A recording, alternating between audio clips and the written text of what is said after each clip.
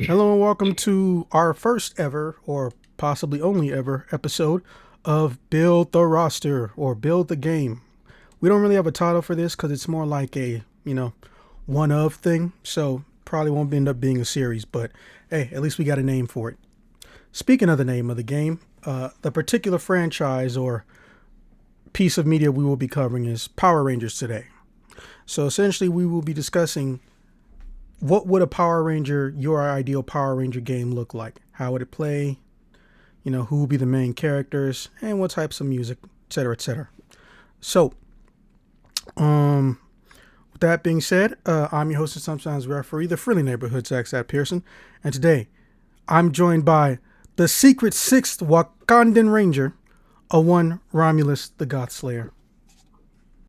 I have a good amount of merch for this. I am a professional uh, Power Rangers person.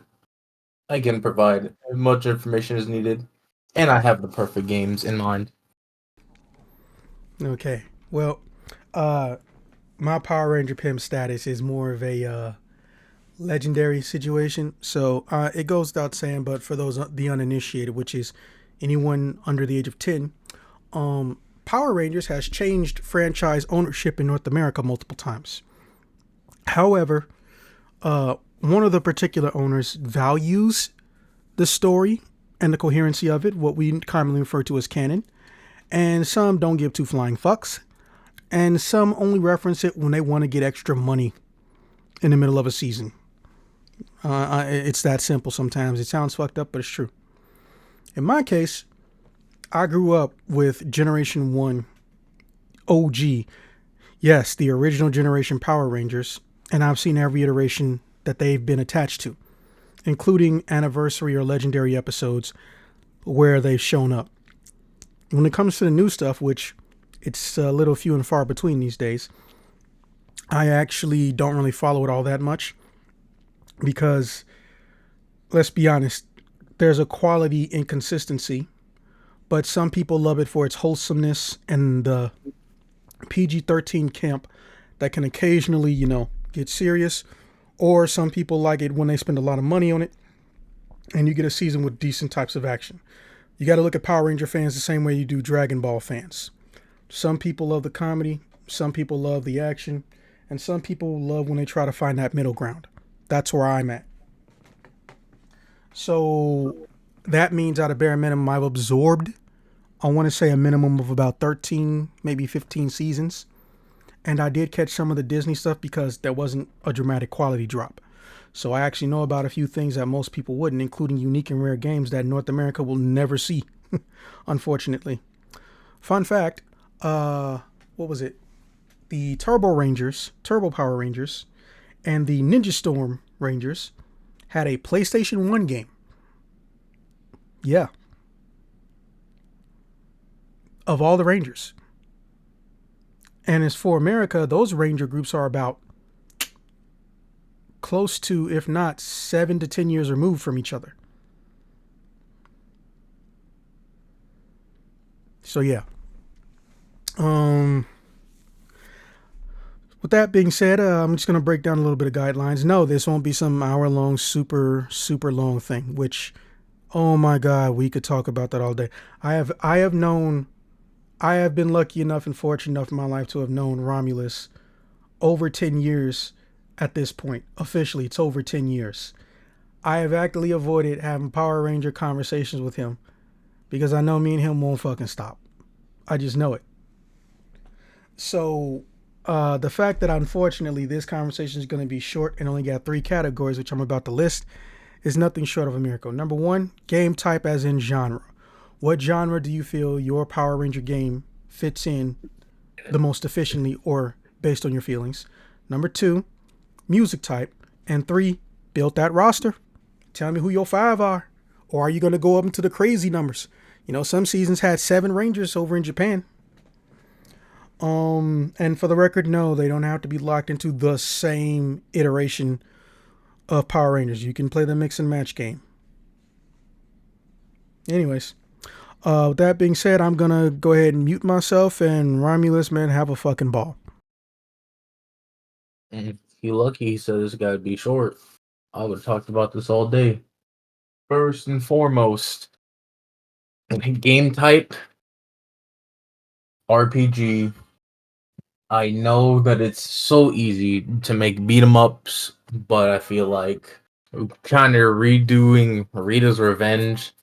I mean, I already bought the new beat 'em up they had, but we gotta just really spread our wings in our talent pool.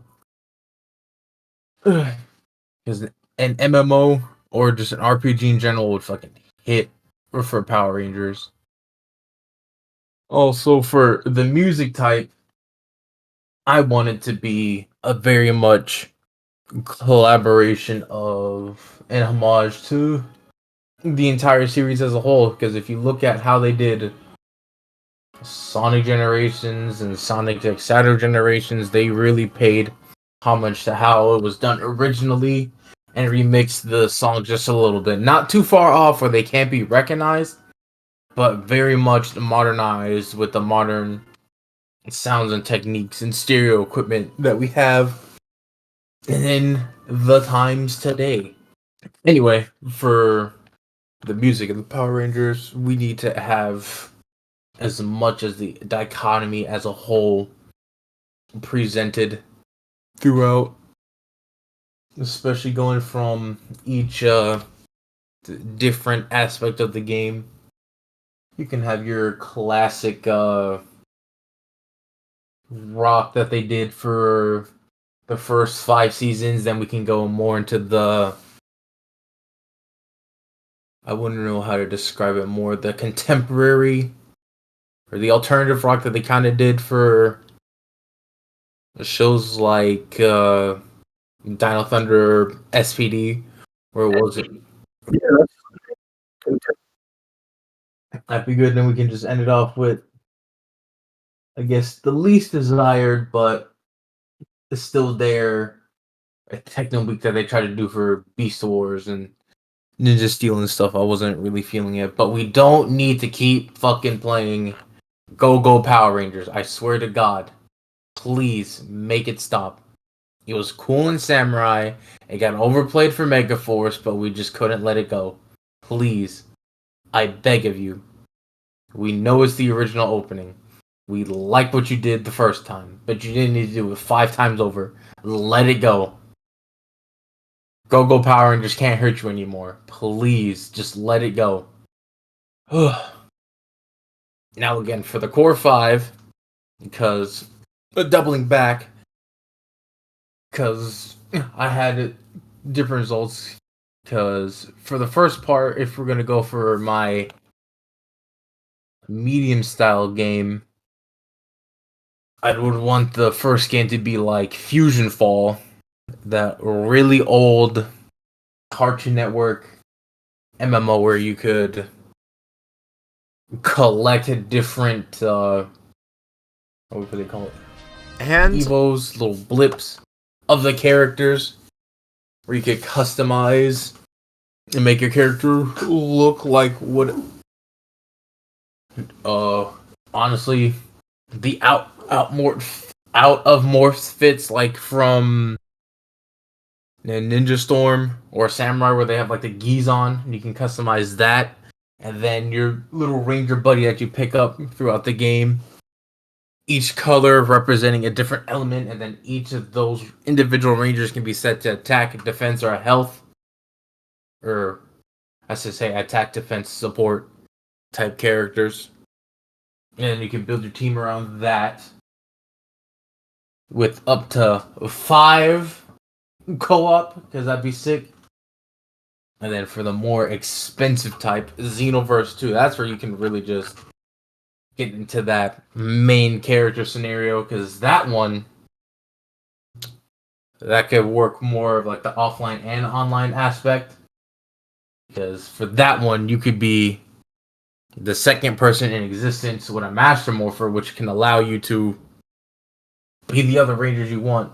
And for that one, I would honestly keep it to like a strict team of 3. Because you're talking about 25 years of Power Rangers dichotomy put into the CAC you're trying to making. CAC create a character. And then as time goes on, we could, if it lives, DLCs and even special events, including certain teams from Sentai's or Kamen Rider.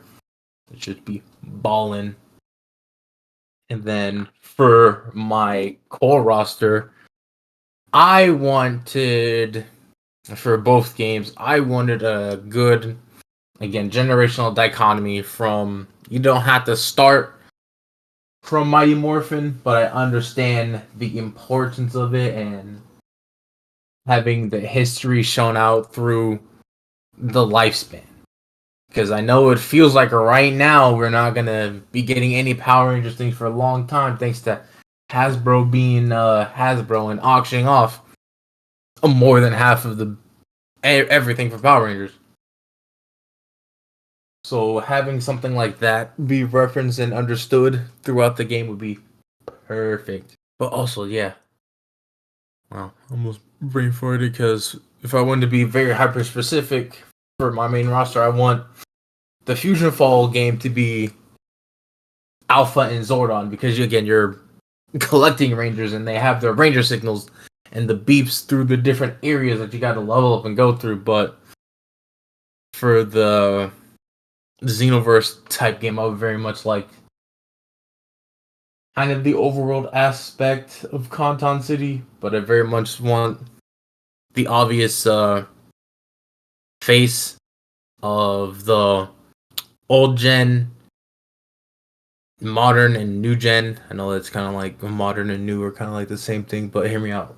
For the old gen, obviously, everybody's favorite, Tommy Oliver, OG, been through like probably the Ranger with the most time in the most series. Even if Dino Thunder wanted you to forget about Turbo, we didn't. He was there as a Red Ranger. And then going forward from that, modern being from, in my opinion, from the start of Ninja Storm to RPM, that would be Udana from Mystic Force or RJ from Jungle Fury. And then lastly, the only character I really like from the new gen is Jaden Shiba from Power Ranger Samurai. So I can works. Yeah, because again, we're trying to reach out to, I guess, a wide audience for the bigger RPG game, and it'd be very hard to encapsulize a focal point for people to understand without, I feel like, having those three referencing the time.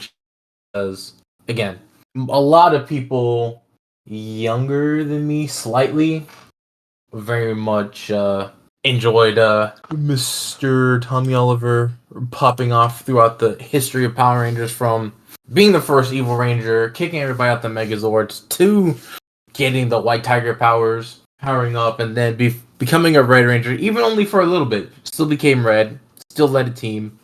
Actually, no, he became a Red Ranger for 2 seasons. Excuse me. But yeah, Zeo Red, Turbo Red, held it down. And then finally came back not only as a mentor figure in Dino Thunder, but also became a Ranger again. Probably one of my more favorite fits that he had in the Black Brachio. Oh, you have a very wholesome approach.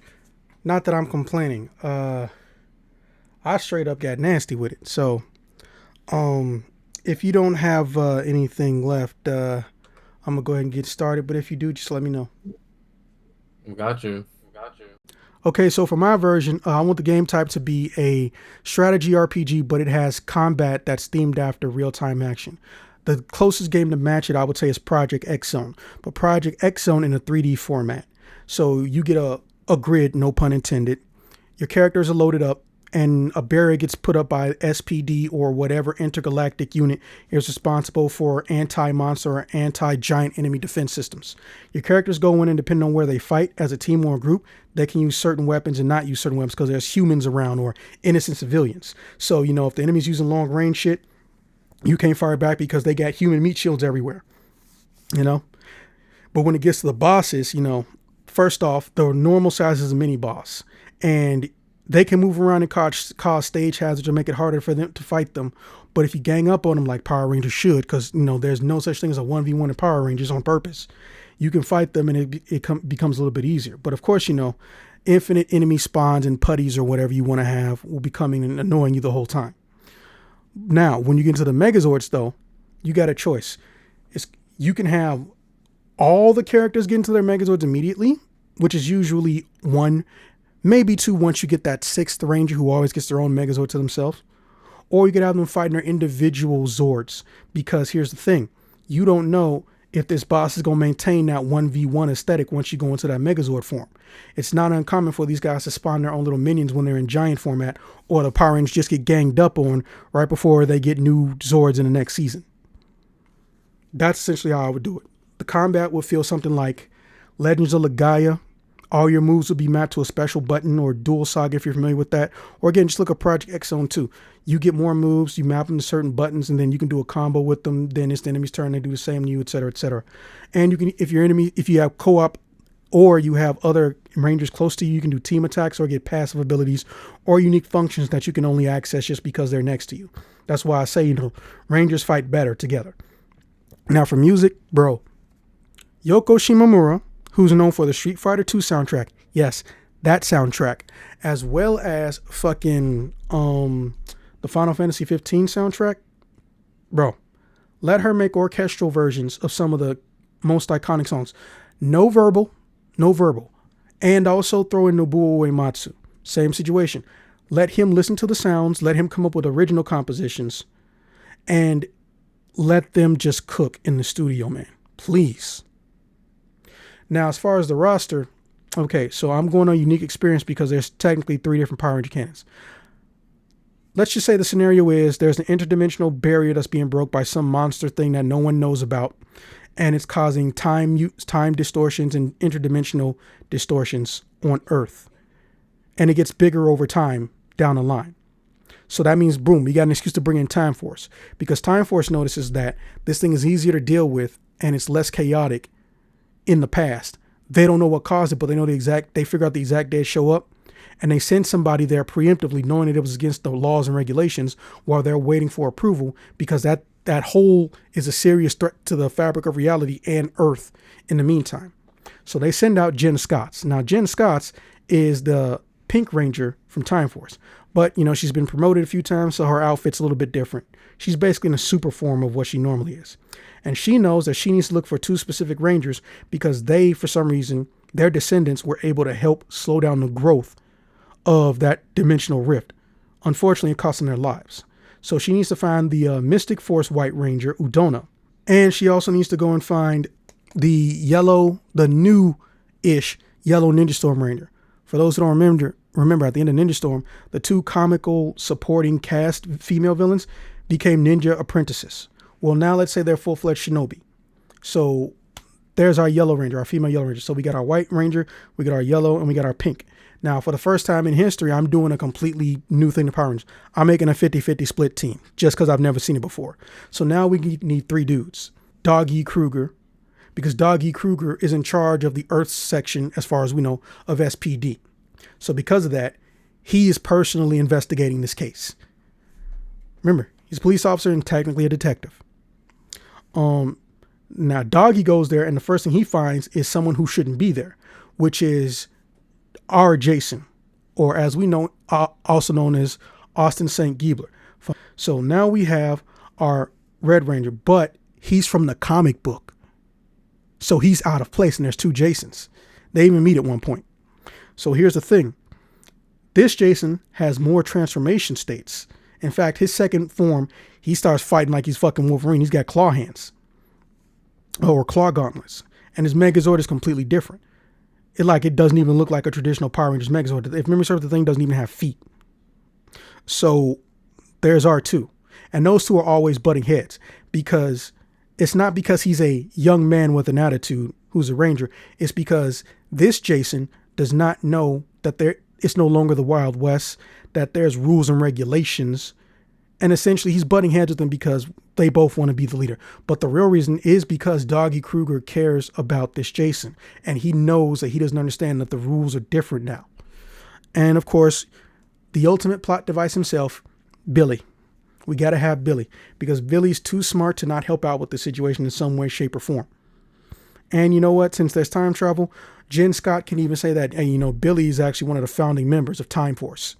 He was like 70 or 80, but he's still a founding member. So, of course, all these Rangers know other Rangers. They build up a network, no pun intended. And, you know, they go about their venture. And, of course, they get their eventual Secret Six Ranger, which in this case, I would say we'll make it a No Name, who is a custom Ranger, who's a mix. We'll call him the Destined Ranger, who's basically a custom Ranger specifically for this title. Now, he gets brought on by the Morphin Master. In fact, they even keep certain threats in a special prison that only they have access to, because they know that if these guys get out there, a threat to existence or all Power Rangers across all dimensions, blah, blah, blah, blah, blah.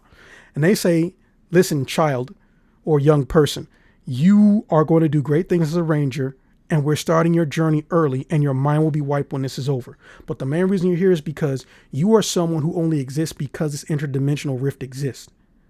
You're the person who has the best chance of being able to fend off and fight and help us upgrade these Power Rangers to fend off every single monster that goes near these rifts and gets these chronological mutations. The morphing grid is basically working on the manipulation of light frequencies. But an interdimensional rip in time and space can separate that light, those light frequencies and light energies. So they don't hurt the Power Rangers, but they can basically depower them or separate their power. But since you were born specifically in between that time and that era, we'll say something stupid like, you know, the rift started at a hospital and anyone who was near it got infected or something. Your mom was pregnant with you, blah, blah, blah, blah, blah. But here's the thing. We pulled him from the Time Force era, or we just pulled him from some point in time in the future where he's 18. Boom. Doesn't want to be a Ranger, but he's getting knowledge from everybody. And how that Ranger turns out is based on you. Everybody gets new suits just to make them look uniform.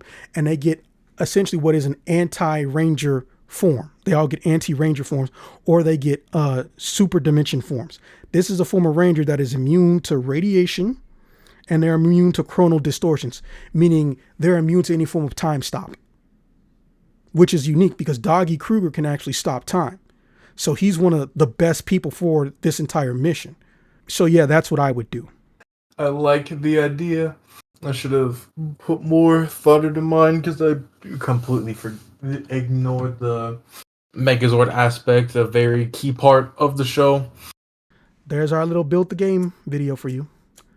With that being said, we will see you guys in the next one, and have a good one. And listen to We Need a Hero. Yes, everyone loves Go-Go Power Rangers, but listen, We Need a Hero is the bomb. You don't remember it, but you'll know it when you hear it.